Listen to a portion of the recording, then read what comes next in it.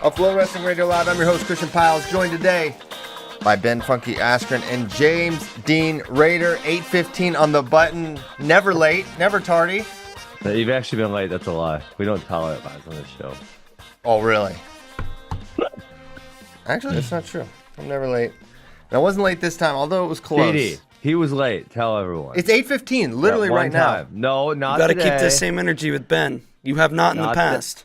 I know. I will change it based on who it's happening to.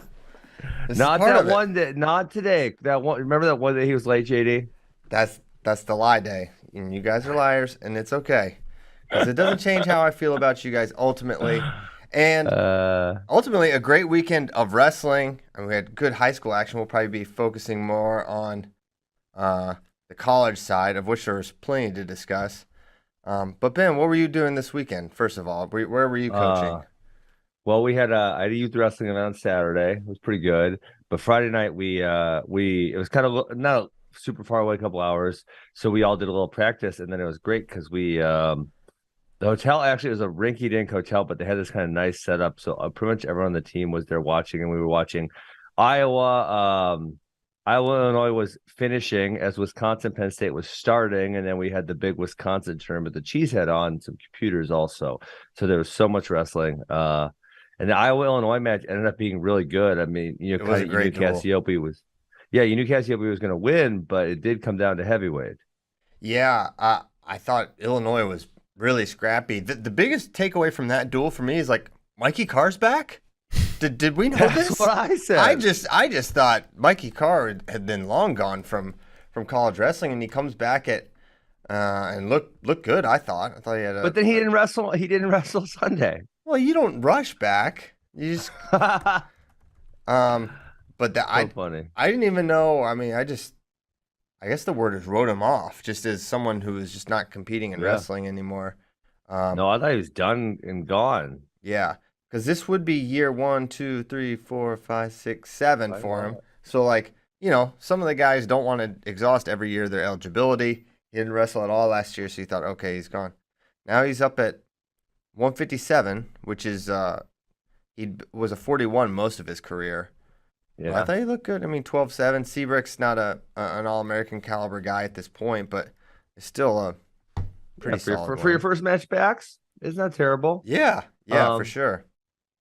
Seabrook could have pinned him there he's so. That's what Seabrook does. I know. I told Spencer, I was like, Caleb talking about the duel in general, about Seabrook is he's kind of like a junker, and he's like, what does that mean? I was like, well, he's not gonna be like a normal single leg takedown kind of guy. He's he looks for these little transition periods to put you on your back, and then a little bit later he almost did it. Yeah. So that's a big pickup for Illinois, though, because their other 57 is not very good. Well, it makes them really scrappy in duels too, because now they've got a lot of tough kids. Well, one of my guys who I was pumping up last week had a terrible weekend. I was pumping up Danny Braunagel, that's the right one. I believe that's the right one. He got killed by Patrick Kennedy, and he got killed worse by Dean Hamidi. So that was a bad pump up because his first half of the year wasn't terrible, much better than last year, and then he just kind of took a nosedive. Although I did, I saw the score of the Kennedy match, and you guys are trying to party on me over one match. Well, I mean, you love to party. 1, 2, you're the who doesn't love to? You're the driver of the Kennedy hate train, and you're very confident. That's not true. I made a very competent assessment of his ability so far. Well, we'll see. But no, the match was, Kennedy's obviously better than him. That's very clear. But the score was inflated because he hit that last pancake with 7 seconds left when Braunagel shot in for 6 more points. Yes, if you do put someone on their back, you will score more points in the wrestling match. That is. Well, but when you see we've caught everyone up to speed. Oh my God! You see a 15-4, you could see that could very easily be 6 takedowns that escape the stall point of ride time. Right. Okay. Yes. I do have mixed feelings on the 4-point near fall. which we did not have during my time in college. I do think it does help scores get out of hand a lot faster. Yes. Maybe what's too much? I don't know. I'm still mixed on it. I don't well, I am and I think you're the way your mind works should be at peace with it, because if a 2 count is 2 points, then I think it makes sense that a 4 count will be worth 4 points. Let's just do a 6-pointer. Maybe a 6-pointer. Mate, Why stop there? What if you what if you literally got a point, no limit, for every second you held them on their back? That would be great. There'd be a lot of tech falls. Tilters rule the world. Be over. Yes. No one will work a half ever again. So I thought the Edmund Ruth Nelson Brands match was really good. Exciting conclusion, at least. Both guys had a hard time scoring, but Ruth continues to look really solid. And then, of course, Bronigal takes out Warner. Yeah, that was weird. I watched it after the fact. Man, okay, so Warner just looked like he shut down. Not only the way that he got shot on so easily, it didn't really sprawl, but then there's the way he just turns down, and there were still like 4 seconds left, and he just chilled there. That was wild. Yeah, I don't know. Not feeling as great at the end of the match or whatever was going on there. I'm also curious, aren't they from like the same part of Illinois? Aren't they from like Southern? They're not like I know Warner's from Washington, which is like not Chicago area. That's by oh my gosh, well, this time I played disc golf in Peoria, and then Broad Eagles are down by like St. Louis. They're in Edwardsville-ish. Oh, okay, yeah. So not super far away, not super neighbors close either. I don't know that they crossed over because Broad Eagles were small. Warner got big fast. Yeah. Like I remember he wrestled Rashka and they were 160 or 171 as freshmen. Okay, interesting. Yeah. So maybe not familiarity there, just a guess. Yeah. But yeah, that was a good win for Zach Bronigal, who is having a really good season. He won Midlands and he just beat Jacob Warner and Braxton Amos again. He beat Amos again. I did look at his record though, and it wasn't. There was a couple of losses that weren't like as great, and then I looked besides the 2 Amos wins and Warner. There was no like huge ones to point to. So he's lost to Nino, which is okay, Trumbull, which is okay, and he got pinned by Jackson Smith. That was the one I was thinking about. Oh yeah, it was that mat return. Like that was nice. Okay. So we did not see as we predicted on the show. I think JD said it before the show on Thursday. He's like, Teskey's back in the probables for both this weekend. He's not gonna wrestle Bird, and he'll wrestle Purdue. That's what happened. Teskey did not wrestle Lucas Bird, who ended up pinning Colin Shriver in the first period. And then Teskey came back and looked pretty good. He gave up the first takedown and then rolled from there against Purdue. So Iowa starting to reassemble their best lineup, but no real Woods all weekend long. And he missed a lot of the beginning of the season. He has not looked unhealthy or injured or bad when he's competed, but he's had extended periods of time off the mat. So how many matches has he had this year? It's 2 duels in a tournament, maybe? 2 duels in the Soldier Salute. Oh yeah, so he saluted, but was not able to make the Illinois or the trip to Indiana. So don't know if there's cause for concern there. I think we're seeing a lot of guys missing time this time of year, and basically every time of year moving forward here in college wrestling. No Facundo for Penn State against Hamady, which was definitely a match we were curious about. I don't think anyone was predicting the upset there, but definitely wanted to see that match. But any other thoughts on the Iowa-Illinois duel? Iowa-Illinois, no. We have Iowa-Purdue up on the screen right now.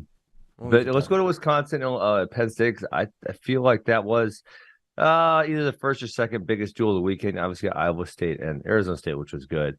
Penn State, Wisconsin, I think went to chalk. Gomez showed he's a lot better than Van Ness. Van Ness is, he's just a little limited. He doesn't really, he did get close to 1 takedown, I think, but he just doesn't have a ton of offensive output where he can go score a whole bunch of points. He had 2 deep double legs, 2 very deep double legs. Yes. Yeah, and he got. I remember one where he almost scored on the edge, but he got out. He And didn't Gomez chest wrap he and roll through? basically same defense both times. I'm pretty Okay. sure Okay. Gomez rolled. Got it. And so there's a little bit of, if you're a Penn State fan, there's some encouragement there. It's like, all right, he got in on a double twice and couldn't finish. There's adjustments there that could be made technically. Well, yeah, to your point, I think Van Ness is like hard pace, position, pull. Like he wants to break guys, and he did that a lot in high school. Like wore dudes out, and then the points piled up at the end. But these dudes are different, right? So he's going to need a different sort of tactic. There's a little better, and especially if you can't make them fear you going underneath them, then it is, we talked about this with Pinheiro, is he did a great job hand fighting, but he I won't say almost never went underneath. So if you don't have to fear that, it does make it a little easier to withstand the hand fight. Yes. So it was a good win for Gomez. I think he had an inside trip and then another late score as Van Ness was pursuing to win that one. Then Levi Haines. Yeah, wow. Man. He's good. He's good. He's really good. He's good. He beats Garrett Model, who's ranked 19th right now, 16-6. It is not Coach Sanderson has not confirmed that Levi is going to be the guy for them. It still seems like that's not determined. Now, we should look. How many more events can Levi wrestle? Like, can't be that does many. The collegiate duels count as 1 or 2 weigh-ins? Because it was 2 days. Hold on. He wrestled Bearcat, Black Knight, collegiate duels. But collegiate duels is 2 days. Does that count as 2 or 1? It might count as 2. He wrestled both days too. So he's either at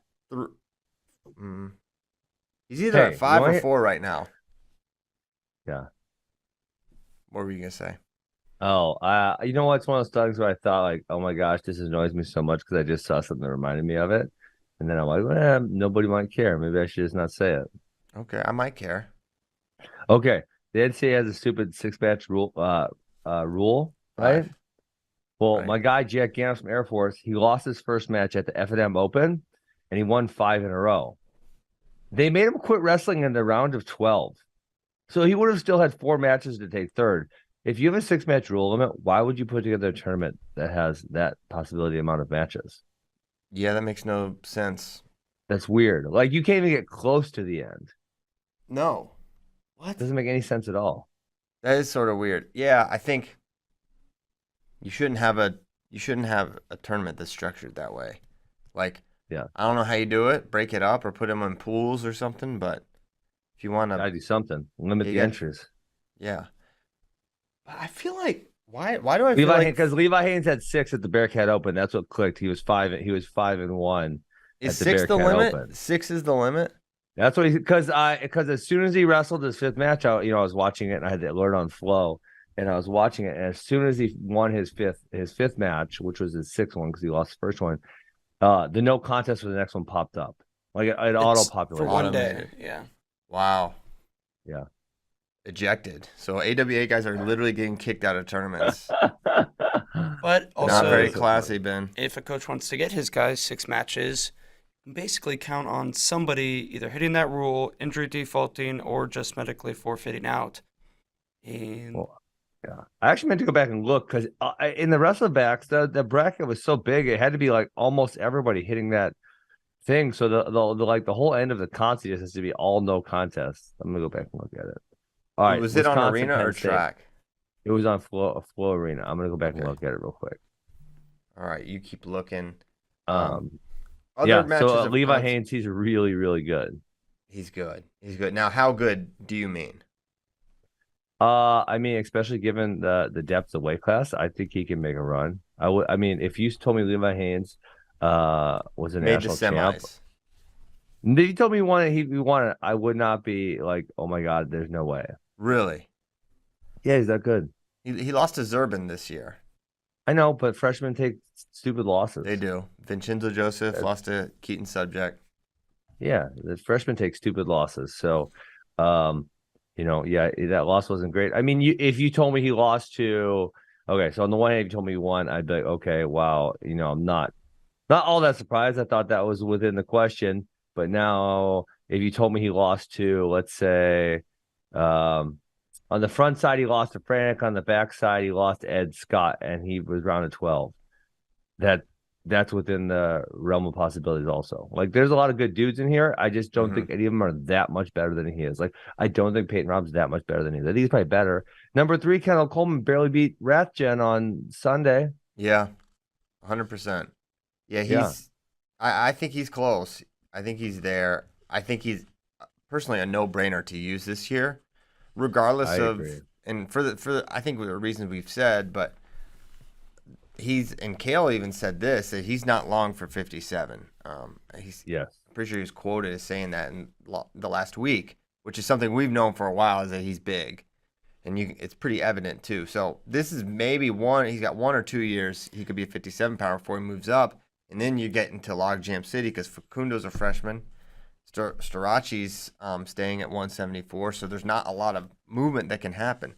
So you wrestle him this year, you could still redshirt him next year or figure things out with Facundo.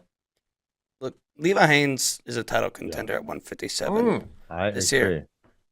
He's not my pick, but he's 100% in the conversation when you say guys like Peyton Robb, Jared Franek, Kendall Coleman. You have to mention Levi Haines at this point, in my opinion. Wow. I'm not even opposed. I'm just surprised these are leaps you guys are taking. It's why? great. I don't think courageous. we've ever said. Have we ever said anything in the opposition to this? No, I just think they're. I might have sold it a bit after he lost to Corbin Munson. No, he killed Corbin Munson. No, he killed Corbin Munson. That was one of the things for me because Corbin Munson's been. He was 2-1 over Barraclaw. I mean, I think that's a teammate. Yeah, that was one that made me worry right there. But then lost to his teammate. When he killed Corbin Munson's like. He's a solid guy. He's wrestled other guys tough. He just beat him so bad. I was like, oh my goodness. So Corbin Munson beat Ed Scott. Yeah, he did. It looked like you could give him 1,000 tries against Haines and it ain't ever going to be competitive. Yeah. I mean, that coming into this year, I don't think that was on our radar that this would be a possibility with Levi this year. I think we thought he will be their best option. And that he could maybe place this year. I think that was probably on the high end of expectations for Levi. So, I mean, the other thing here, Christian, is that Teamer's out and Monday's up, which to me, those would be 2 tough matches for him. And then it just adds to the depth of the weight class. And for me, adds to the depth. Brayton Lee is not performing this year. We just saw him lose again to Trombley. Trombley's solid. I know he was like I said, Brayton Lee was my preseason pick, and I wasn't hitting panic button earlier in the season, but should be. I'm definitely really not feeling good. I don't think it's going to happen this year. I wouldn't rule it out. I don't think this is last year. But regardless, it doesn't look like it's going to happen. And we haven't seen Bryce Andonian except for one match at the where the heck's he been? At the All-Star where at this point, listen, we'll try to get some confirming information. They got NC State coming up this weekend. He better be back for that. Yeah, a week from.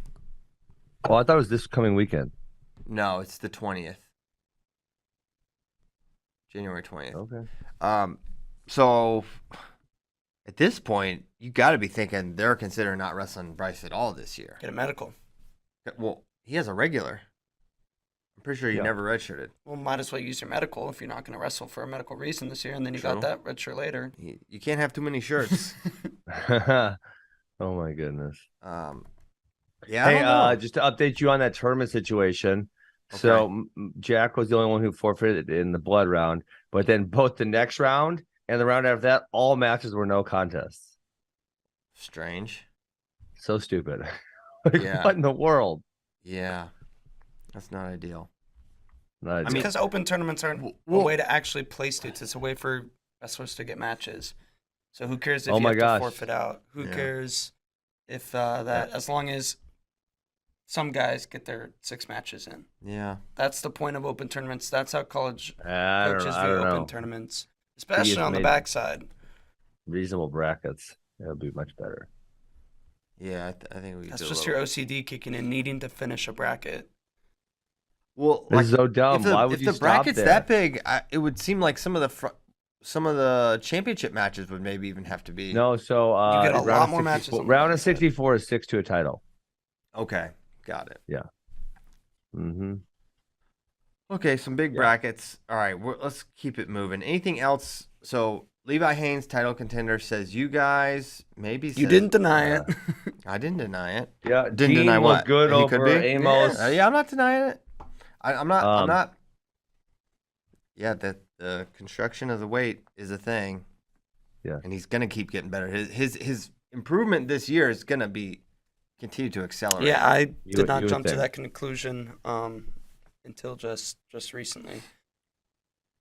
Yeah, it's just at the same time, it is a little fast because you see a lot of guys that can body, guys that are like sort of in that fringe rank, and then those next jumps. Yeah, I do think he's still like another test away from like really putting his stamp. He's a for sure title contender. Right. All I'm saying is at this point. I'm not saying he's gonna win. I'm saying like if he won, I wouldn't be. He's that good. Like he can compete at that level for sure.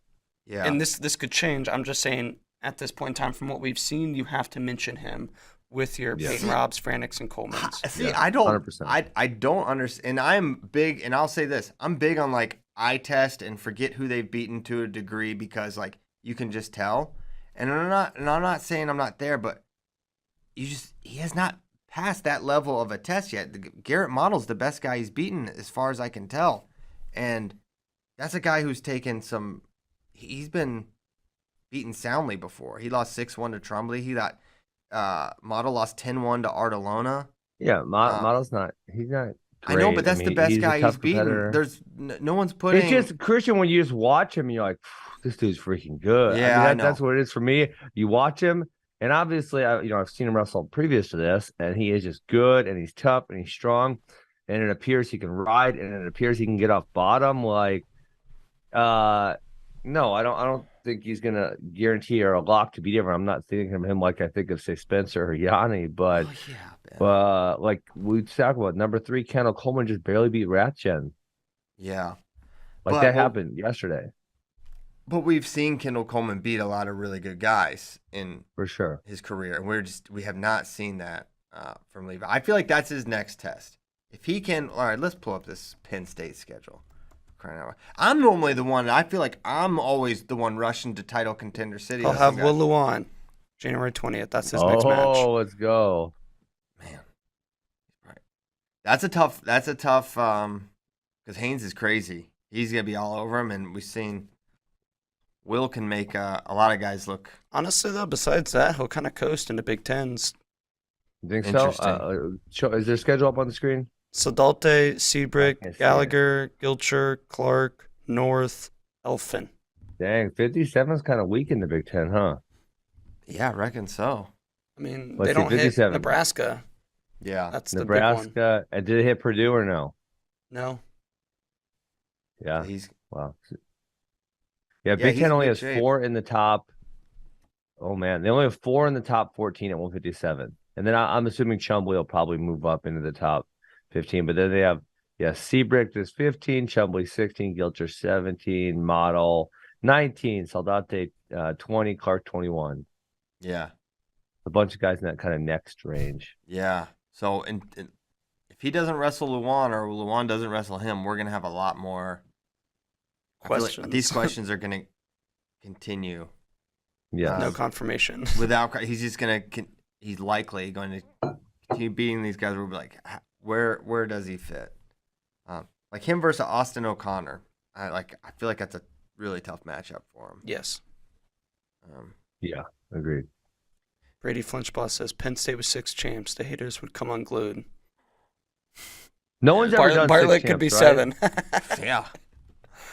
Bo's looking like a lock at this point. Just kidding. He's looking good. I was also impressed with Kirkland. There was the one scramble. He's so much better. The one scramble where Hilger almost scored on that like re-attack go behind single leg attack was a nice scramble to win. Showed he understood the position. He can ride really well. He gets off bottom. Hilger's really good on top. Yeah, he can wrestle everyone. Barring a Gable comeback, which Gable should be teasing a little bit because it gets everyone so excited. I sure think he's probably going to win. Yeah, he's he's got to be the pick on paper at this point. He for this time has passed the Cassiope test, which he had not been able to at this point in his career. Yep. He's looked great against Mason Paris throughout. That was not healthy Mason Paris last year. So that's still a bit of a question mark. Is he healthy now this year? I don't know. Yeah, I don't either. But Gothard says Kirk isn't winning it, so sorry, Daniel. Tough news. I think he's got. He's still riding with Colton. I know. Colton only won 3-2 over Schuyler. Also, I don't know what's up. Colton does. I don't think he's fully healthy. Something's wrong. That's my thought. Yeah. He doesn't look like the same guy as last year to me. I agree. And he looked so good against Elam. Something happened there. Yes, I feel the same way. So, yeah, heavyweight's gonna be fun, and I do think Kerfleet is looking really, really good for sure. Yes. Though I do think 100%. that go behind position, I feel like that is his vulnerability, and I do feel like Cassiope runs behind there. Doesn't mean he wins the match, but that position, that sequence, Cassiope finishes. The shot he did was not ideal. He shouldn't have taken that shot. It was a little not set up well, didn't get to the leg well, and got ran behind. But then he recovered, so it was impressive. Yes, very impressive. He looks phenomenal and healthy and big. Big person. Okay. Are we almost 30 minutes? How did we do it? We made it so long. Wait, with all what? Come on. We haven't talked about the Spencer Ramos match yet. Craziest. Oh, I thought you were going to tell us you went 8-0 in picks. Oh, well, I think everyone probably just assumes that every time. I was so close. If freaking Yanni scores one more stupid takedown in the third, then we're both 7-1. Yanni, you freaking score the takedown. He's a freshman. Just take him down. Come on, dude. They spent like 2.5 minutes in that damn splits position.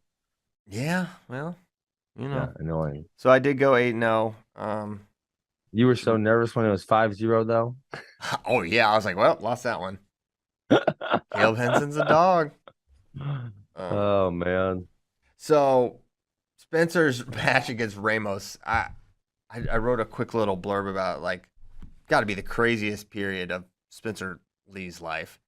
Ramos comes out, gets an opening takedown off, I think, a leg attack of some kind. Finishes. Spencer turns cuts. He's pursuing, and Spencer like kind of ends up with a body lock. He gets to it like easy, and sometimes it's one of those positions where it's like, well, if you get to it that easy, there may be a reason for it. And Ramos lateral drops him to his back, which is funny because I was as Caleb was nervously discussing the match beforehand, he's like, how good's Ramos? I was like, he's pretty tough. He won the scuffle. I was like, I promise you he will try something crazy in this match. He's like, why? He's like, he's fearless. He tries stuff. He goes to his back all the time. And then sure enough, he hits this lateral drop. And the good fight from Spencer, who's never close to getting pinned in the position, which it was a tight position because you wonder. And also it's one of those things where good wrestlers, like we talked about this with Snyder and Sadulayev, it's like, these good guys are never on their backs. Yeah. Like, how good are they at fighting off their back? It's kind of a weird skill that doesn't really get tested much. And he's able to fight off his back. And then it gets to his single leg, which I don't think we've seen yet this year from Spencer. He's been shooting his high crouch. Gets that finish, bar, and then pins him as time expires. It was I guess it was 8-8 at the time of the fall. So crazy. Well, he had to get off his back to make it 8-8, right? Yes. Yeah, I guess technically maybe it wasn't. Man, it would have been a perfect time. We talked about what he should do on the show. We talked about Ramos should have ran. Oh. Roll, you're up 8-2. Run your ass off. Like, give up a couple stall points and go up 8-4. Like, I don't know why he re-engaged. I think maybe he doesn't have a great. Spencer just grabbed a hold of him and said, "Yeah, we're going." Yeah, but he ddidn't try the hard really to get away. But yes. I mean, he didn't turn around and run away as I would have. I think that would have been a little bit smarter. Yes. And then he has liabilities on bottom, and Spencer barred him up and pinned him quick. And I can't really imagine another match where Spencer's on top of Ramos and it lasts very long. Yeah, it was instantaneous. Yeah. Once he's on top, I think he's rolling over. It's sort of insane how easy it looks when he does it. Yes, it kind of doesn't make sense. But yeah, for Ramos, what are you walking off the mat? Are you just like, what just happened? That's got to be such a weird thing. Like what? I was up 8-2 on Spencer and then immediately got taken down and pinned. Like it's weird, and it's kind of funny because like if you take off the first 8 points and you said, all right, this is when the match starts, neutral, you'd be like, oh yeah, Spencer got a takedown and then he pinned him in the first period. We wouldn't even think that's all that strange, but when you factor in the fact that he was thrown to his back. He also took him down standard first, too. Yeah, normal takedown. Was it like a duck or what was it? I can't remember right now. I can't remember if it was a leg attack. I feel like it was a duck. You might be right. Yeah. Might have been a duck. No, Ramos is slick. He definitely is. He is good. He's tough. He's got a good shot at placing. Yes. So Spencer hits Barnett, who I mentioned might be one of the tougher matches for him. I think next weekend, or it's coming up pretty soon. Yeah.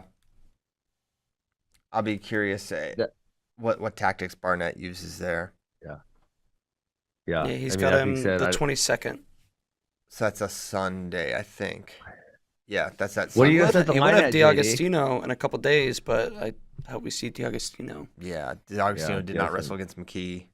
Nor did McKee. Well, actually, McKee didn't wrestle either. They had double forfeit. No match at 125, which double is forfeit. Insanely sad.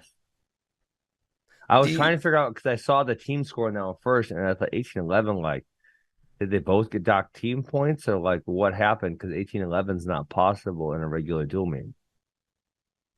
Yeah, probably a team point type of thing. That's very normal. Yeah. So he's got Northwestern, then Nebraska, and then Wisconsin. What are you setting the line at, JD? For Spencer Barnett? Ooh. Yeah. Have they wrestled in the past? I don't think so. I mean, it's still going to be probably. They've never ever wrestled? That's I don't think wild. So. Let me look. Spencer Moore. It would probably be like something like 10.5. I think Spencer's 14.5 till. I think we see him 100% bonus to at least. Well, bonus is only at 8 finals. though, so 14.5 is way higher than 8. I know. When I said probably. Okay. Well, I was commenting to Christian.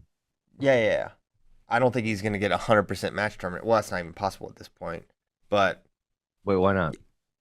Because he's had matches go the entire time. Oh, I thought you meant the rest. I thought you were talking about from now to the end, 100% match termination. Yeah, I don't think we'll see that either.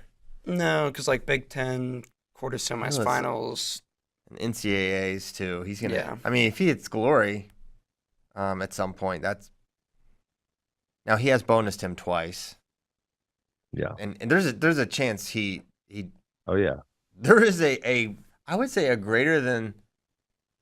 I don't know, maybe around a 25% chance if he could do match termination against everyone on his schedule moving forward. If I said 25, including Big Tens, everyone, Big Tens and NCAAs. No, it's less than maybe 25%. It's 10%. Yeah, it's more like that. Yeah, I don't know. I mean, he's gonna have tough. Definitely possible. Okay, so Big Ten, he's only gonna have 1 or 2 tough matches. Big Ten is 125 is not amazing. He didn't terminate Jory Volk. So. Yeah, I think he's now a Terminator though. I think the Ayala thing woke something up in him. Yeah, and you're seeing this. I think another thing, and Spencer is a guy with high emotions around his wrestling, and I think you're seeing that too. I think you saw that with Ayala. I think you saw that after the Ramos match. Like, it's a guy with emotions. That's my biggest takeaway from this past match and the Ayala match too. Spencer, since he was in high school, has been the poster golden boy child. Pretty much always saying, the right things. Mm-hmm. Yes, ma'am. Yes, sir. That type of thing. He said it in his post-match interview that he is showing more emotion than normal. He actually apologized for it, which I don't know why. Yeah, Like, I don't think he needs I love it. it. Do not apologize. Even after his NCAA titles, the most emotion we've ever seen was him saying excuses are for wusses. Yeah. And like smiling and giving a thumbs up after his hands raised. He headbutted the freaking pipe and drape after walking off, beating Ramos. That's more emotion than he's ever shown, even after winning an NCAA title with no ACLs. Yeah, I think it just depends on the athlete. Like, I think some, like, the stoic approach is like really a lot. Like Jason, you think of like Jason Nolf or like Derek St. John. Like, these are just stoic people that that's just how they are. Like Spencer, Jordan Burroughs, Ben. Yeah, but Spencer hasn't been that guy in the past. But I don't understand why. Here's what I'll say. He's hit it. He's hit it. Yes, Spencer. Let me answer me this one question. Why does he think it's disrespectful? And I understand in manners that it could be disrespectful to your opponent if you say you're partying on him, but just like a celebration, flexing your muscles, why is that disrespectful to an opponent? I don't think it is. I don't think that it is disrespectful. I think if you do, I think there's certainly, we've seen plenty of disrespectful things. You could do things. Yeah, there are. But I think showing emotions after a big win is normal. It's like humanizing. I actually don't go the other way. I think it makes you unrelatable when you reach a I don't know. I disagree because I think you said with Noel, there was people who it just true. That's just who he was. That's just who he was, and it made sense. But like a Bo Nickel, would be another great example of a guy whose showed his emotions. It wouldn't have felt right with him. And so if you show emotions after a win, I think if anything, that's respectful of an opponent, right? Because you are worthy of this. Yes, you think highly enough of them to be excited to beat them. If you thought they sucked, you'd be like, he sucked. I should have pinned him, Like, I don't know. I think emotions are great. Yeah, I do too. I guess more than anything, maybe to correct my point, is like whatever is authentic to who you are is probably the way to do it. Like, if you are an emotional person, then you should, that should be revealed in your wrestling and in even your celebrations. Now, you don't have to party on someone like we're saying, but I don't think it's a bad thing. It's certainly nothing that Spencer needs to apologize for. I agree fully. It's like, man, just be yourself. And like, man, to JD's point, I do think that is what Spencer wants to do. I think he does want to be just calm and like in his like ideal world, that is kind of what he wants to be. But I don't think that's him. I think he's a fired up guy. Like, you think about how excited Terry Brands used to be. That's his coach. That's his guy, his mentor. Like, that's not a bad thing. It wasn't not a bad thing for Terry when he was doing it, right? He got excited when he won matches. He was just generally an emotional person. It's not weakness. So why have we seen a switch from Spencer in 2 out of these past 3 matches? I think, well, I don't know, but I think if you look at what he's been through and all that, I mean, I'm pretty sure I would have to imagine Spencer for the last year has wondered if he will ever reach his wrestling potential. And I think for a long time, including through parts of this year, he was still probably wondering if he was going to be back and able to win NCAAs and compete for world Olympic titles. Like, imagine if your whole life was about reaching this dream and like your body may not be able to do it anymore. I think he probably struggled with that. And now I think that he's feeling, okay, I can. I think it's just like this insane, it's just an insane release. It's almost like relief and it's excitement. And it's built up over the past it's been building 2 years. It's been, for years. It's not just the double ACL. It's just the guy's got to college and basically since his true freshman year really hasn't been healthy. And even his true freshman year, I'm pretty sure he was wrestling. I think he just naturally just had the one ACL during that. But that was like his base level of health at that point. So I think that's what it's about. I think that's the change. It's like, I'm really back. I can really do this. I've wondered for a year if I'm ever going to be at this level again. Now he probably feels like he is. Then you factor in the fact that he was thrown to his back. He was down 8-2, and he just pinned this dude. in the first period. I mean, that's it for me. Is it was just so chaotic, and probably for once he probably just had to like forget everything else and just freaking go get this dude, Yeah. And that probably like honing into the focus, that the fear of getting pinned probably just locked him into a certain state. And then when it was over, he got jacked, and it was awesome. Well, even his dad was fired up. That was awesome. Oh yeah. He ran off the mat. Yeah, I'd be fired up too. That was pretty insane. Yeah, it was crazy, and yeah, I can't imagine the adrenaline that's pumping through you. Did you ever get adrenaline rushes, Ben? Yeah, I was thinking the Robbie Lawler where I got freaking slammed on my head and punched my face, and then I got up and choked him. I was like, I went nuts after that fight because I should have changed my post-fight speech because I already had kind of like I had some cliff notes on what I was going to say, and then it didn't fit at all. But I was like too insane to like change my strategy, which I should have. Well, you had also. I can imagine your thinking wasn't totally clear because. Well, it was just but it was like it was celebration and elation, and then they put the mic in my face. I'm like, oh damn, I should have like calmly thought about how I'm going to change this if something happens that's unexpected, but I didn't. So a lot of Ben Askren. I had a great line. If I would have choked Robbie Lawler out easy and I would have hit that line, it would have been so money, but it didn't work out that way. Yeah, damn it. Shout out. Was Herb Dean the ref for that match too? Yes. Shout out to him not stopping that. That was crazy. Absolutely. I was kind of like, man, stop it. I did not want to see it anymore. It wasn't that bad. It was freaking okay. It didn't look great. I'm not gonna lie. It did not look great. Sure it didn't look great. That was an insane turnaround. A lot of Rogan, Askren talk on Rogan with Portnoy. I did not listen to it. Hopefully, it wasn't too bad. No, it was good. Obviously, they're hitting. They were talking about. I forget how they got to it. They're talking about like athletes that talk. Probably the Jake Paul thing or something. Oh, Jake Paul. It was Jake Paul, sure. and then Portnoy said he liked you or said you were good on the mic, and then they talked about the Masvidal knockout, obviously, but then it got into like a bunch of. It was overwhelmingly positive. Well, that's good to hear. Yeah, I mean, at this point, people need to like just give me some slack because Jake Paul's unfortunately for everybody, because no one likes him. He's kind of good at boxing. Like he's way better than what I thought he was. So that was I wish he would have sucked and I would have beat him up. That would have been great.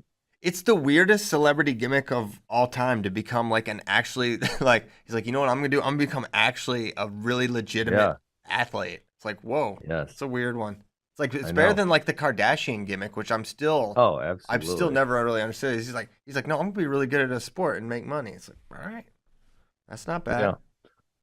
So I need some slack for that one. Jeez, people. Yeah. At the beginning, I mean, if he would have sucked and I lost to him, that was different. That's different. But unfortunately, he's kind of good. It sucks. Unfortunately for all of us. You know what else we didn't talk about? Connections, about anything is possible. Yeah. We can get off that. We can get off that topic. Latona beats Vito. That was shocking. I would have got tased for that one probably. Yeah. Yeah, same. I think we all would find a little electrical currents coursing through our bodies. I would say Vito seems just a little casual with his head hand. He's not keeping guys off his legs to the degree I think we've seen him in the past. And also I will say, caveat is like this has been I would have said this is like one of his bigger vulnerabilities throughout his career is like he can kind of let guys in a little too easily sometimes. He just mixes it up and can get caught out of position. Yeah. And I think Latona just was on his legs so much that Vito couldn't get his own stuff going. But the other one was he kind of hammered him 6-1 at Cliff Keen. As I said before, that was a one-move match. Takedown right to near fall. That was it. That was the only offensive points in that match. So he beat McGee 6-1 also at the Cliff Keen, and now he had that really competitive match with McGee, and then then loses to Latona. So he needs to get it going. He's not nearly as offensively dynamic as he has been previously, and that's really what's so hard to stop about him. And when he doesn't shoot as much, he's not nearly as good. Yeah. I'm curious what the seeding impact is now. I don't know. Seeding is different than our rankings, but I'm not sure if Vito's going to drop because he just beat McGee. He's at 4. But if yes, I mean he can't be 2, obviously. Dayton's 2, Roman's 1. Yeah, probably not. McGonagall's up to 6? Yeah. What? That was not a name on my radar coming into. I mean, he ain't bad, but how's he up to 6? He beat Philippi this year. Jeez. It's only only lost to Dayton. Speaking of Pitt, I told you this last night, Christian. We had a bunch of like wild results, but it was kind of like 1 in this duel, 1 in this duel, 2 in that duel. It's kind of all over the place. Mm-hmm. So Cole Matthews lost. Yeah. To Jordan Titus. But they didn't call rear standing Granby. Jordan Titus has he's probably one of the best. I don't know why you'd lift and return Jordan Titus in a normal fashion. You should clearly try to pull him back or something, because if you lift and return, he is going to Granby. But usually they give that auto to. They did not give an auto to. Did you see that? So I did, and it was funny because David was at the house when we were watching it, and as soon as he got to rear standing, or I don't even know if it was a rear standing, but it was like that kind of position. I was like, here's a Granby, and like boom, Granby's right out of it. And I was thinking the same thing. Like, why did he? You know who this dude is going to Granby, 100%. You know it. Why did he do that? I'm wondering if it's like first period. He's probably like, I got this freshman. I'm going to beat this guy. All right, whatever. And you don't understand the match you're at that point in the match. You don't know the match you're in, and he was in a fight, and maybe he didn't realize it. But yeah, that was a mistake. His standing Granby is maybe the best in college wrestling right now. I mean, his standing Granby is so good, really good. So he's got to freaking hate the rear standing rule then, right? Because he gave up a takedown against Alan Hart on this, Alan Hart, I don't think it was a takedown, but he returned him, and this stupid rule about rear standing took place. I'm gonna pull it up again. I want to watch. Hey, it. McGonagall was freaking 11-12 last year at 141.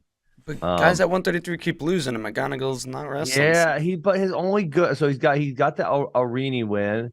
And his only other really good win is Philippi. That's it. He's right above. Yeah. Oh, I don't know. I think it's a little high. I'd move him down a little bit till he wins a few more matches. All right, move him down, JD. All right, doctor's orders. He's spoken. Yeah, we got all Americans like Latona, who now. I mean, wait, this probably hasn't been updated. Huh? Prior to this, he was losing a bunch at 133. Yeah, he lost to the F&M guy. But who else has he lost to other than the F&M guy? Well, you got Latona, you got Kolyoko. He lost to Cannon, Shaner. Wait, he beat Cannon. He for sure beat Cannon. I was looking at Bird. Who beat Cannon? He lost to Ragusan, Shaner, and Vito at CKOV. Oh, my gosh. He lost to Pat Phillips, week 1. Oh, Pat Phillips, that's not a good one. Not a good one. Yeah. Let me find that. It was in the first period. I forget how early. Let me find it. I'm about to watch it again. Yeah, here we go. So double leg from Matthews. Oh, where'd it go? Oh, it's about to happen. So Cole shoots a shout out West Virginia while I'm watching this and talking through it.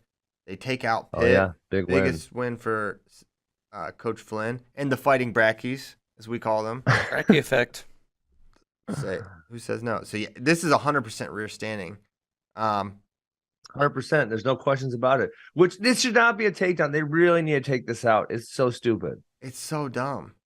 It's so dumb. When this happened in McGee Vito, yeah, it's stupid. There was another match where it wasn't called and some people were mad about it. I can't remember what match it was this weekend though. Now here's a question, like an actual rules question, not your ideal what a takedown should or shouldn't be, but for the rule, did he hit a hand? Because he just rolled across his shoulders. Isn't it any time they touch, right? That's the rules when they touch. So if a shoulder touches or your head touches, it's... I mean, that's how they called it with, in the Alan Hart match, they even reviewed it, and they still said 2. Yeah. I'd like to go back and rewatch that one. But yeah, it's a weird call, but Matthews doesn't get the takedown there. And it was such a slick... Titus ices it with a super duck. He didn't ice it. It was 1-1, and with like 10 seconds left. It was nice. Cleanest super duck I've seen in a while. And that helps propel Pitt or West Virginia to a big win over Pitt. Mm-hmm. So what do we think? Is this more about Jordan Titus or is this more about Cole Matthews? Matthews is going to be in close matches. He's going to lose some. He doesn't generate a ton of offense or a ton of points, and if it's that close, you're going to lose some. Yes, that's kind of my takeaway as well. So yeah, nice win. Dumb rule. We still think it's dumb. It was dumb with Dean. There's another instance. It's always gonna be dumb. It's never gonna be smart. Only never dumb. Be like, oh, I get it now. I get it. We're not gonna get it. But you know what? Ever. You know, it's tricky. Titus is not great. He's 13-7 this year. Who's not great? Titus. Oh yeah, he's got some L's. Yep. You know, it's tough though. There's a lot of Reagan stocks starting to sound like who's number one in the show, but Cole Matthews still above Real Woods, who we obviously beat at NCAAs. Can you drop him that much? It's tough when Real hasn't competed a whole lot against anybody tough. He did beat Swiderski. He beat Swiderski. Dude, oh my gosh. He lost to Drop Titus. him below Bartlett to get Christian jacked up. That's what I'm saying. Can you drop him below Bartlett? 41's a mess because Swiderski just lost. I know. Team Bartlett doesn't mind flying under the radar. How much under the radar can you be at number 4? That's why he went to Penn State. It's a low key program. They're not really very. Dude, how good does Cornell look? We don't talk about them because Cornell just killed Vasquez, and then Vasquez turns around a couple days later and beats Swiderski. Cornell also killed Tom Crook, who we think is pretty tough. He's Cornell getting better, coming into his own for sure. But literally a week or two ago, he lost to Lachlan McNeil, who we were just. That was wild. How did that happen? Coach Gray. Bad weight cut, maybe? No, he said he. What did Coach Gray say? It was just like he wrestled terrible. Basically, was his assessment. I don't know. I forget how exactly he said it, but it wasn't like bad weight cut or a circumstance. He's like I don't know what that was, kind of thing. Yeah. No, but he beat Vasquez 9-3 and it wasn't competitive. And then he beat Crook 12-4. I mean, he's looking really good. Really good. Like he could place for sure this year. How high is a fair question. You can't. What weight class is worse, 41 or 57? 41. I think it's 41. The number 1 guy's never placed. Yeah, it's 41. The number 2 guy and number 3 guy have only placed one time. 56th. And Berglund just lost again. Who did Berglund lose to? Tal Shahar. Tal Shahar, yes. Tal Shahar's is pretty tough. He's actually tough, but he lost to The Edmund match was did you guys watch the Edmund match? I think I did. Edmund threw him to his back, and then he's a Mizzou guy, so I gotta say this as nicely as possible. He kind of stalled a lot. As nicely as possible. Yeah, 41 I think is probably quote worse.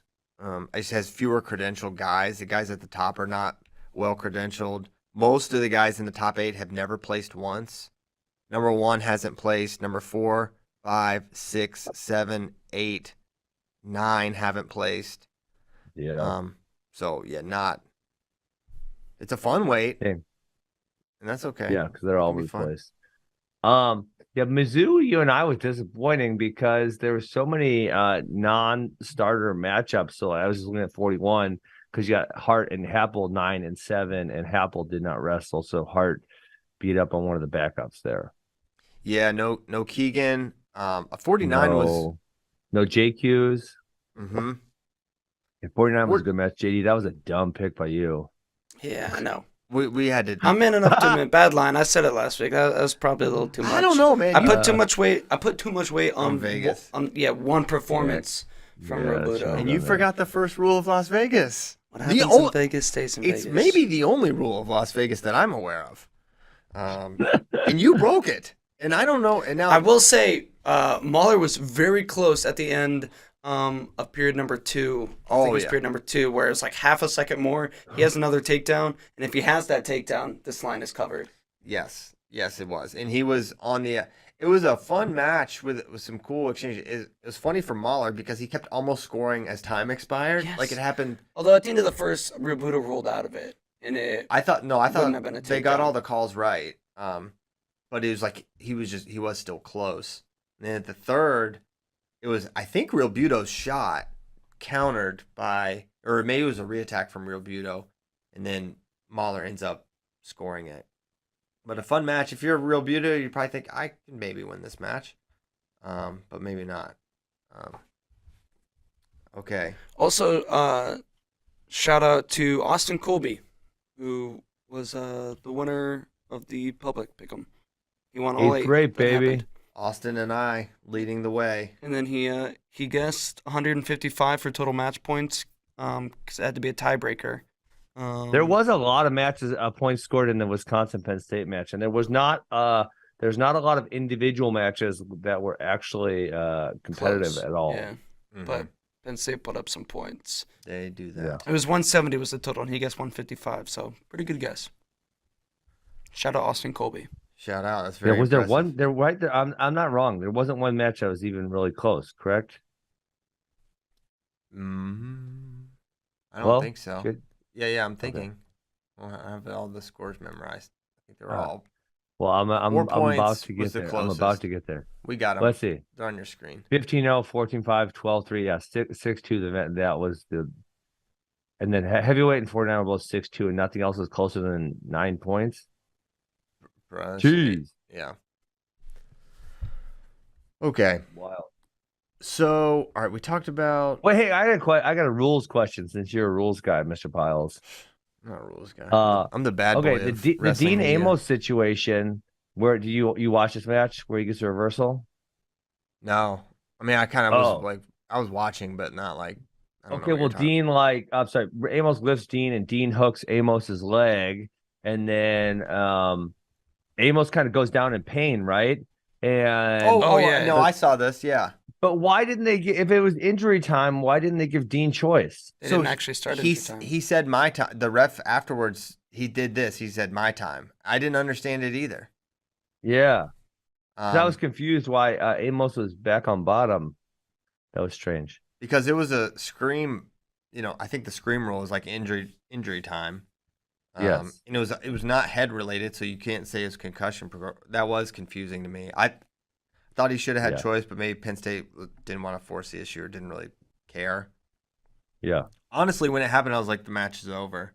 Because that's kind of what I thought too. It was a weird looking landing, and the way Braxton reacted, I was like, "Oh shoot, this is bad." But then he got up. He wrestled Sunday. Yeah, I think he's totally fine. Maybe just a freak thing, or some of those guys get I think they get nervous when they feel something there, and they. Well, yeah, sometimes the knees pop, and that's like in the moment in that day he could have continued wrestling, but then a lot of times it's super sore and tight the next day. But the fact that he wrestled on Sunday would lead me to believe that he's just fine. Although I don't know that they have a backup 97, so but he wrestled all right. Options. Yeah, he did all right. Did they have a backup 97?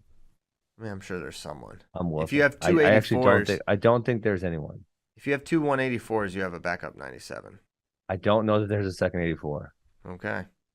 There is. Come on. Oh, Mikey, they got Mikey Tal-Shahar. Yes, they do. So many Tal-Shahars.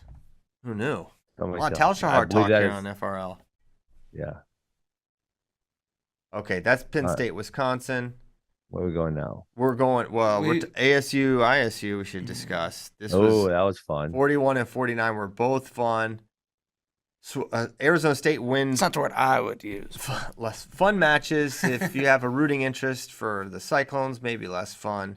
As Swiderski loses to Vasquez in, I think if you're an Iowa State fan, you go back and rewatch this match, or you're Coach Dresser, you're probably like, man, we lost on tactics here. He showed his true freshmanness. Some bad choices. I thought the first takedown, I think he could have fought that leg attack more traditionally, and he tried like a big throw and gave up an easy takedown where I don't know that Vasquez scores that single if he doesn't try that. Maybe he does. It's early. I don't hate it. It's early in the match. Like, send it. I don't hate it. I don't hate it, but it did not work. And there is a possibility definitely did not work. He fights if he fights the single. Then he cut him at the end of the second with like 20 seconds to go. That was crazy. That was the stupid one. That was the one.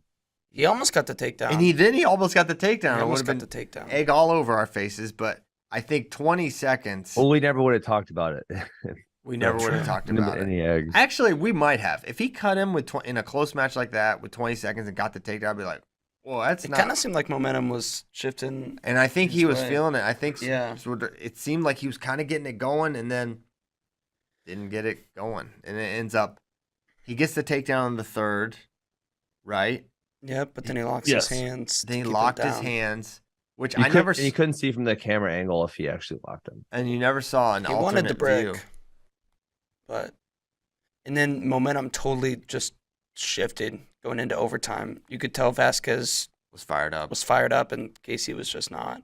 Yeah, single leg finish, I think, got it for Vasquez, who it continues to be up and down. Like, that's not surprising to me. If you watch him in high school, he was sort of up and down.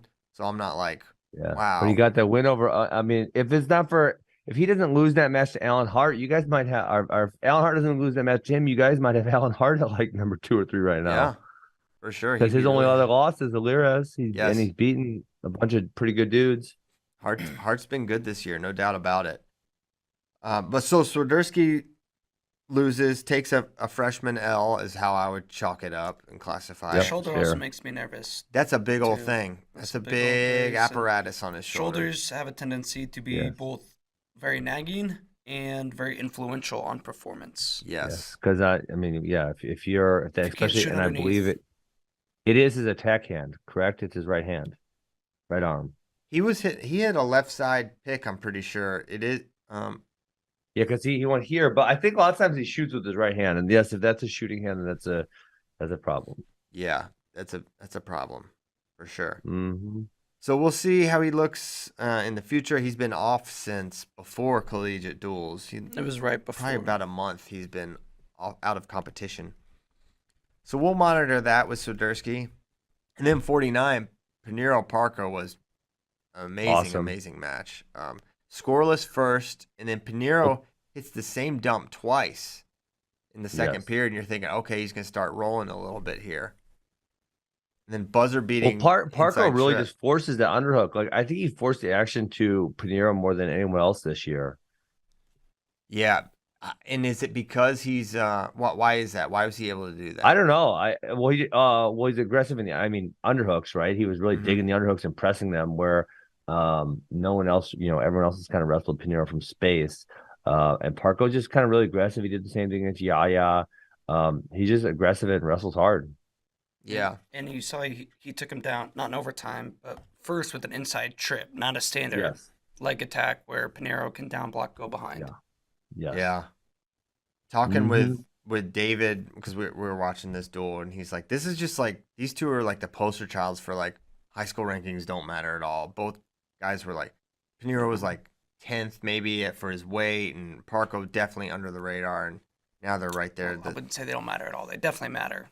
Well, they matter. But, they're not necessarily matter. predictive. Yes, they're not predictive, and there's not. There's some correlation, but some people think it's a perfect correlation, and it's nowhere near perfect. But it's pretty predictable that your blue chip guys are going to be your multiple-time national champions. There's some graveyards, bro. I mean, there's some definite graveyards, but like we looked at that one number ones chart where that one year. Which year was it, Christian?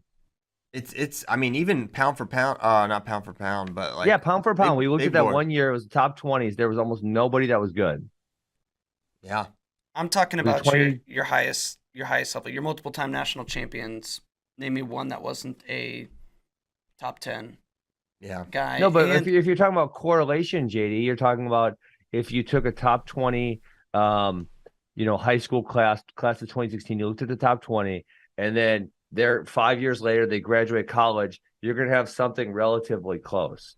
Sometimes you do. Like, I think it was class at we looked at 2 different years, and one year was like, oh my God, there's so many good guys in here. And then the other year, you're like, where the hell happened to all these people?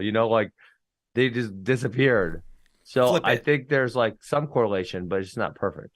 Obviously it's not perfect, but flip it and look at all Americans. How many guys weren't on a big board or top 50? I think a lot. Yeah.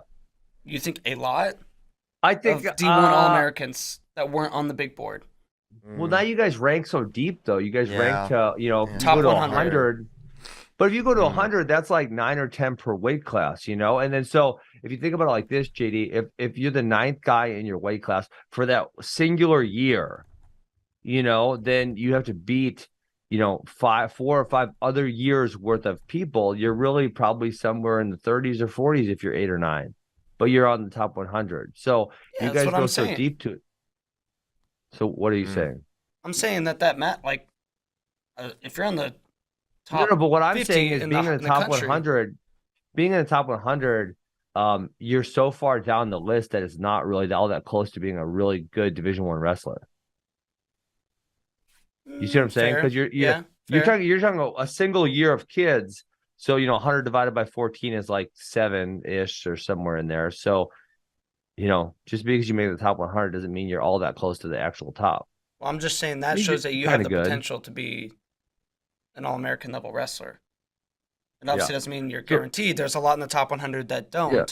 But that's where I'm saying the matter. I'm saying high school number 1 versus number 2 at the weight really doesn't matter that much because you show you're on like that level.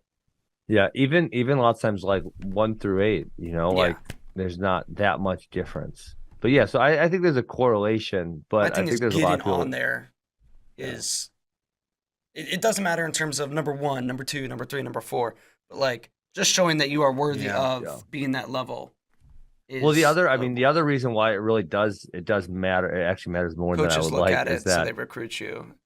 Correct, is that it puts you in the ability to get into a high level program because obviously the teams who place the highest, this is also not a direct correlation, but there's something here is if the teams who are doing well are obviously the ones who are doing something good with their athletes, right? The teams who are worse are the ones who are not creating. And obviously there's transition periods where one team might get some lower ranked guys and then they get a lot better over, say, like a Missouri when I was being recruited.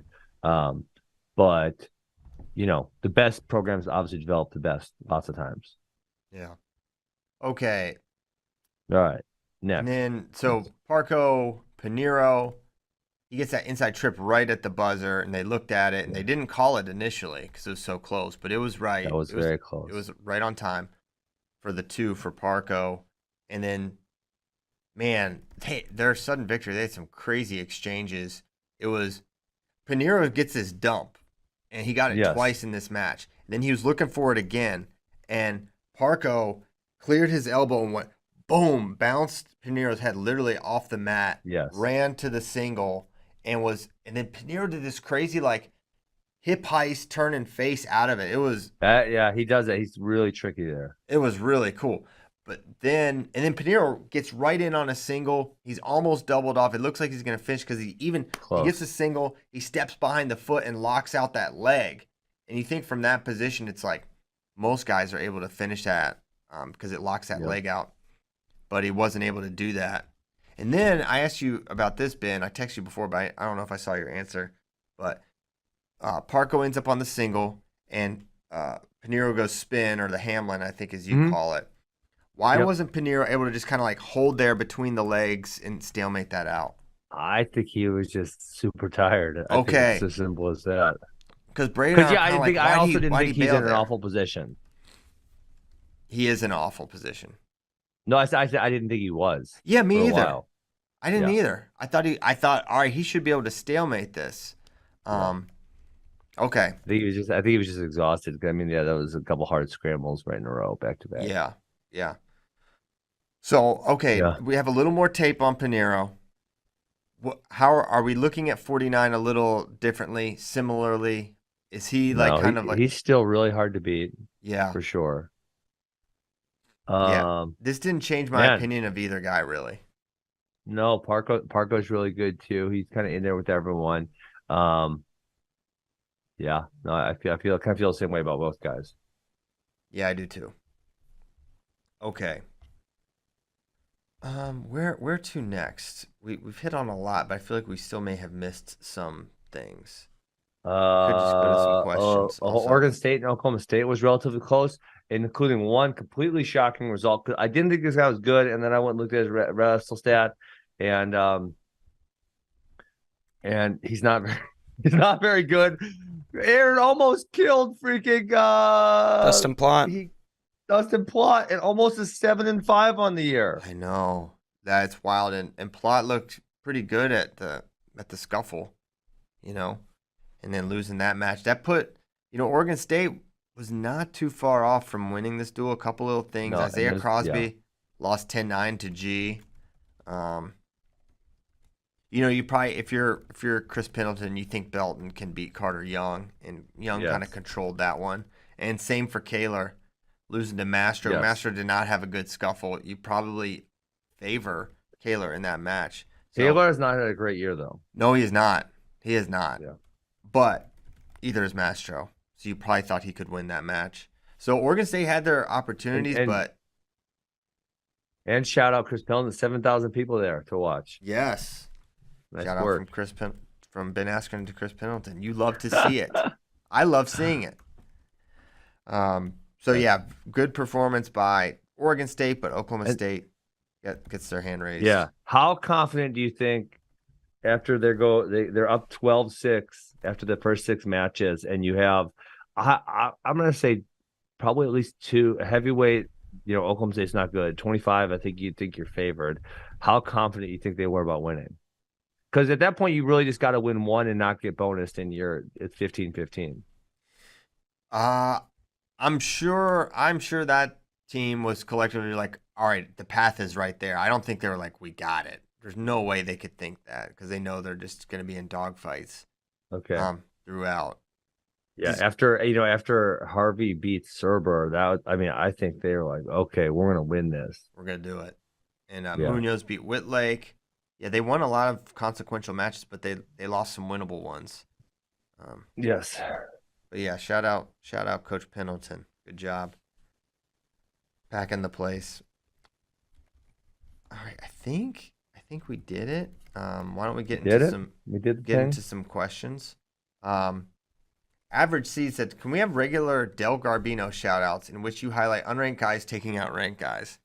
Is that the biggest upset of the past, couple of years? Oh, yeah. If you look back on it, it's just Del Garbino's terrible. He wasn't even the starter. Guys, he didn't actually beat him. He kind of just rolled him through and pinned him, which I know that's winning in wrestling, but like, it wasn't like he even like, okay, sometimes you consider get lucky is like you headlock him and you chin whip him, you get lucky.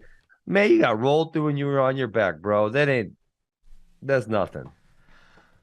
Okay.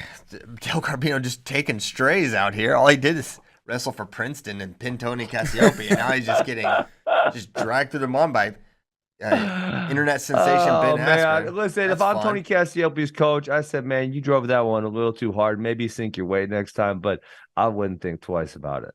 Yeah. But anyways, I didn't even get to finish reading it before we just waged war.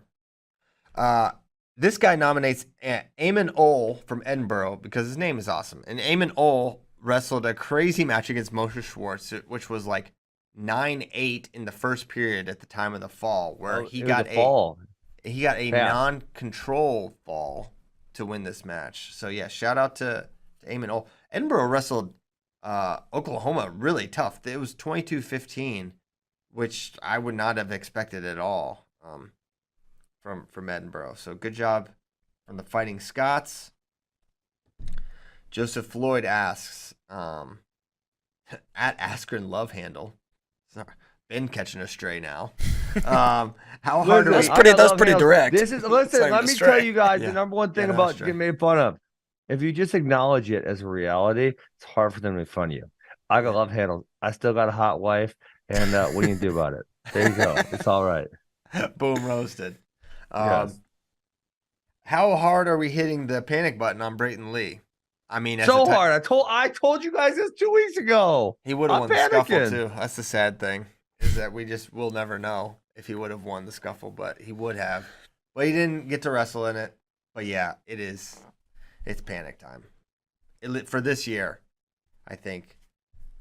Can't say he's yes. Title contender. From Master Santiago. Did 125 become more exciting with an edgy Lee and a hungry field? Hungry? What does he mean hungry? He means it's to make him wait or what? Well, 125 is always the hungriest field. True. But I'll also say it's less entertaining for me now because I don't know. Yeah. This dude just scored 8 points on him. At least you're like, man. I don't know. Yes, he scored 8 points. He ain't gonna do it again. Come on, man. Yeah, it's funny because that was his opportunity. That was your shot, right? Like you're not getting that position again. And even when it was happening, I was like, even when he was down 8, after he fought off his back, I was like, he's fine, right? I was feeling like, all right, he's gonna probably figure this out. It is. I would say it's more exciting with Spencer just being fired up. Yeah, that's showing some emotion. Let's go. We got a from Dark Killer 175. This is, he said, fixed to 125 ? Eyeballs emoji. Why would anyone be talking about this? Someone started a thread on the Iowa message board that this was happening. Well, all you have to do is look at his weight. Like, can you look at his weight? Well, he is certified at 125. What? But what did he weigh in at for Oregon State? He weighed in heavy at the scuffle. He weighed in like 33.8 on the second day. Well, so how in college is it 1.5% per week or what is it? It's for him. It'd be like 4 or 5 weeks. Well, so he's got plenty of time then. I mean, why don't we start tracking his weight? Honestly, for him, who would you rather try to beat, Spencer or RBY? Because you already tried to beat RBY twice and you came up a little bit short. And then on top of that, I think it would be more historic in the fact that you would stop Spencer from getting his fourth, and there's the obviously Iowa versus Oklahoma State rivalry, so it would be legendary. I don't know. I don't hate the idea. And he's probably gonna wrestle there internationally. This rumor has been getting kicked up for forever. Years. Dayton wants to go 125. Dayton wants to beat Spencer Lee. The high school rivalry. Yeah, I've been hearing about it for so long. Tell me you don't want to see it. Of course I want to see it. Of course I want it. But it also makes no sense. Dayton at 125, like, man, I think he's too big for it. Maybe he can do it. No, limited Christian, basis. He made it. He made it day of. I know he's made it. And how is that gone? He made a world team. He beat Thomas Gilman a couple times. Was that day of weigh-ins? Yes. That was day of weigh-ins time. I'm pretty sure. 2018? Yeah, it was. No, it was 2019. Right. 2019. Definitely was. I think he's big. I think the weight. Well, I think he's big too. For sure, it's a thing. We talked about how much better he looked at 61, but you got to think he's already thinking. I mean, Dayton Fix is already thinking 2024, right? And he's already thinking, I need to go down because I got to be there in 2024. I don't know. That's what would make. Hey, you say Hungry Field 125. That would actually make me excited. I don't actually think any of these guys can actually challenge Spencer. I think unless Spencer were to be injured, he just wins running away from this field. Him versus Dayton can actually get us excited for 125 on Saturday night. You started at 133. You ended here. Let's do it. It is fire if it happens. Yeah. I guess I'm just sort of dubious of it happening. I'd be dubious also. We don't need to talk about him going up to 141. Yeah, honestly, I think he should go 41. You tell me, Andrew Liras is a bad dude. He's doubt. Good. But beat him for sure. Dayton would win. He would win. But it wouldn't be as legendary. It would not be as legendary. And he's wrestling 57 for 2024. So this is my question with Dayton. Will he go down this year for the Open? Probably. You would think so, right? You would think so. So that means he's making it in April. Or you think I have a better route at making team at 61 and medaling at 61, which sets me up better for Olympic trials if I don't make it this year. And that is also true. That's possible. But, yeah, because really the only benefit of going 57, not only do you have to make the weight, you have to then medal at Worlds at a really tough weight. So you're really putting, I would say, your eggs in a basket. But the other thing, no, I'm going to disagree. The other thing, because I can tell you this from my experience, when I had to get my body smaller, because the first time I made 74, I fell off a cliff.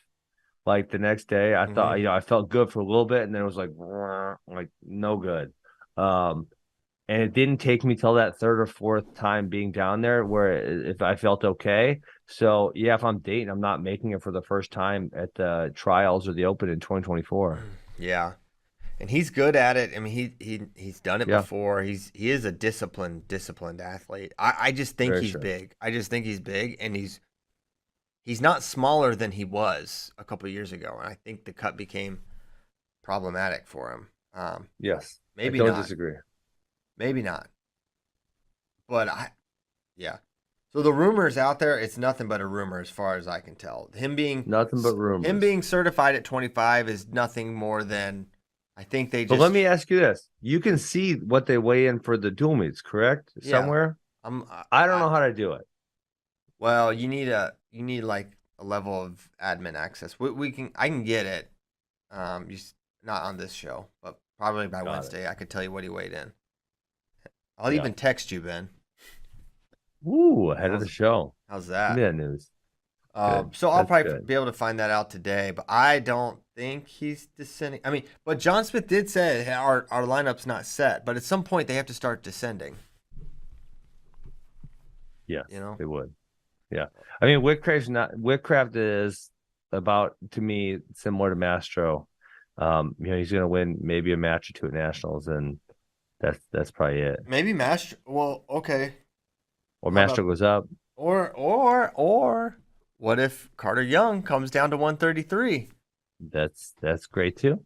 That could be a thing. If Dayton doesn't go 125, there's a high likelihood we would still get Dayton Spencer this year if he goes 57 this year at the Open, because they would both have to go to the Open to qualify for Final X. It's so juicy. I mean, and Soriano there too. Mm-hmm. I've longed for those three to be in a bracket for so. How long have I been talking about this, Ben? I've had sleepless nights thinking about this. I want to see it so bad. Dayton, Soriano, Spencer, same bracket. Hasn't happened. Baby. I mean, has it? I'm trying to think of a time it's maybe happened. I don't think so. Really, truly a shame. Thomas meddled, so those semis wouldn't. Oh my gosh, it's almost too much juice. Too much juice. Yeah, and another guy I'm wondering about is like, what's Gross's plan? Because he's got to go down sometime also. At some point. Well, he doesn't look like he's going down right now. You can see it in his face. Yeah. Remember, he contemplated going up. Actually, so if I'm Seth Gross, I am making the world team again at 61. That's my goal. 100%. Let me go try. Like this is his best chance. Especially if it gets easier because it clears out. It's gonna clear out for sure. All these tweeners are going down or up for the most part. Yes. Gross can make the team at 61. I think what we saw at Worlds, like he could medal, and that international weight's probably gonna thin out. Now Russia could always re-enter the chat, and they're gonna have a Savage there. When are they gonna re-enter? I don't know. You gotta figure by Olympics they're back. Gotta be sometime, right? Yeah. It doesn't look like that war's going to stop anytime soon. Yeah, so sadly. So Gable, so we had a question here. Obligatory Gable mention. Gable had a Instagram, I think it was an Instagram story where he said, missing that action, going to be active real soon. It's a picture of him with a Minnesota. There it is. I will stop describing it. A lot of people are listening. A lot of people. He's wearing a Minnesota wrestling shirt. He's walking out into a tunnel. He's holding a pair of headgear. So, but this is Gable just. I think it just means in WWE is what Ashnigga means. Yeah, I know, but no, he's trying to make us think. Maybe that's what will ultimately happen. Too. He is definitely trying to make us think he's considering coming back to real wrestling, not But I thought wasn't the whole one of the original contentions was that he wanted to be out there on the big stage earlier with the WWE, and they want to say, because you got to get like the moves, the moves that they're all doing with each other. You got to get those down. You got to get those smooth, otherwise it can look bad. And he had obviously never done those things before, so it's going to take him a while to get smooth. And now he's posted plenty of videos of him practicing this. Now he's probably getting smooth, and they're probably going to roll him out there a whole bunch, right? Maybe, but I don't know. Coach Eggums, who is normally pretty like on the positive side about Gable return, whatever, was like 1% shot he comes back. So that's not very high. Not kind of not, but you are telling me there's a chance. Yeah, maybe there is 1%. Yeah. You're like me. You just didn't get that movie quote. No, I got it. It's from Dumb and Dumber. Oh, okay. Hey. I thought you just did it me. No, I did not. Any other things? I don't think so. I'm distracted. I got to pee so bad. Here we go with you and Too your big of a cup bladder. of coffee. I guess I'm tough enough. I'm summoning my inner Wayne Ballman today, and R.I.P. And I'm holding it, but it definitely takes some focus off. Yeah, it is. It can be a distraction. Yes, for sure. Well, we thank you guys so much for listening. We're sorry about Ben's bladder. He can't help it. We were done anyways. We love him. We will refund you the 5 minutes of this free show. Thank you guys so much for listening. We'll be back Wednesday. Gonna be another fun one. Can't wait for that. I always thought, Christian, what if I installed a urinal below my desk? Well, I mean, what do you make all this money for? What do you coach all these academies for if you can't have the finer things in life? Like urinals everywhere. Below the desk. You can't turn around without hitting a urinal.